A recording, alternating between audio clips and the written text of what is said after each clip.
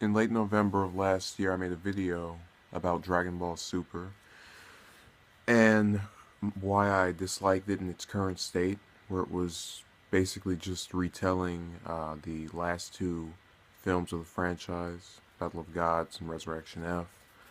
And I really dismissed the series leading up into the tournament saga, and even with that, I wasn't too thrilled because they promoted it to where it would feature Piccolo and Boo in major roles, and that wasn't the case. And it just became more about Goku and Vegeta.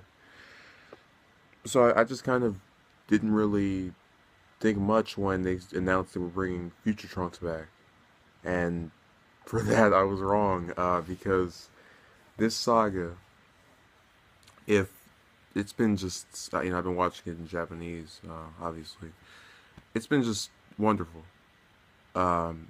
It's fresh, it's something new, it's something exciting, it's dark, it's edgy, and it's so surprising to me to even be saying this because again, a few months ago I was basically trashing this series, and I don't like doing that because I don't like to take something that you know was made with appearance of care, concern was obviously put into making that, and just tear it down the way I did. I really didn't like doing that, but that's honestly how I felt because it just seemed to me to be, lazy with its storytelling, and that it was the exact same story except longer and with more just continuous fluff to stretch out to a certain amount of episodes. But Super, on the other hand, their arc right now, it's been original, new content. The premise of just Future Trunks coming back, I thought would be, oh, he's just going to get involved with some present timeline stuff. I really didn't expect his own timeline to just fall apart in the way that it did. And he's his. I've been enjoying his character development right now. I like him going over to go see Gohan, and then seeing the present version of Mai, who's still a kid. Just all of that stuff. It's been really developmental for his character. Just kind of moving him past how he was in the Cell Saga and sort of showing us who he is now. So there's that. The other part that I'm going to get into is the villain. I mean, he's the real big one, Goku Black, who, in seeing images online at first, I wasn't really impressed. I figured he would just be, Goku, except evil, which that's kind of his appearance, his outward appearance, but just his mannerisms are different. He speaks in an eloquent way. He's much more just, he has a little bit of chivalry in him to where he's not necessarily, like, he's not stupid. He's not dumb as one might consider Goku. Um, but it's so interesting just to see how different they made his character from Goku, even though they made their appearances so similar. I love his design, by the way, that whole little gray ensemble, um, with the white boots and all of that, and how they never get dirty. It's just he's so different, but at the same time similar. It's almost um, it's a really interesting contrast, and the fact that he apparently knows who Goku is, along with Vegeta and Beerus, really adds a little bit more to his character. To where now I'm going, oh, who is this guy? What's he about? What's his deal? Those are all things just float through my mind as a result of them making him the way they have. Um, some major things to point out from this saga: Goku's fight with Goku Black. I really liked it. I thought it was basically a test run to show us his power. But the thing that made no sense to me was that they used Goku, even though Future Trunks, the person he's mainly wronged, he's wronged that whole universe. But the person that came back in time is Vegeta's son. The person that he murdered in front of Future Trunks was Vegeta's wife.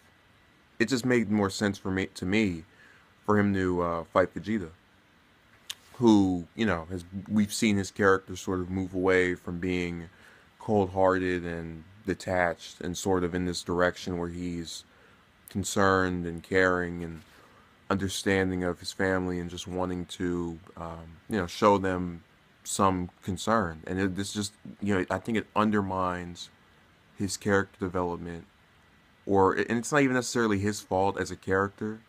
It's just I really think the writers didn't think that through when they plotted that, because it made more sense to me in my view for Vegeta to be the one to fight him, and I really hope Vegeta is the one who defeats him, although it's probably going to be Goku. So it is what it is.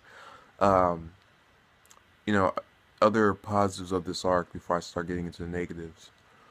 I really like what they've done with just, they kind of have this thing now where they say, okay, well, if we can only focus on Goku and Vegeta, let's bring somebody in per arc and have them kind of also get some focus, um, and kind of give everybody else their little moments here and there. So you have kind of Krillin and Piccolo, who are two of my favorite characters in the franchise. They're in my top five. Um, Basically, just kind of showing up and doing their own little thing. And it was so strange because I thought of them, I thought of Vegeta and Goku, and their whole little interactions with Future Trunks, and it's talking to myself, someone is missing from this. I said, oh yeah, where's Gohan? And they have a whole episode dedicated to their reunion and such, but it felt so off to me that he wouldn't ask anything about why are you here? Why are you back? Where did you come from? Haven't seen you in decades. Where did you go? It made no sense to me that he wouldn't be compelled to ask why this friend of mine from another timeline, who's never thought to show up in all those years, would just pop back up all of a sudden. And it seemed out of character for him, because Gohan's they've chalked him up to be a scholar. I would think a scholar would at least deduce that in their mind.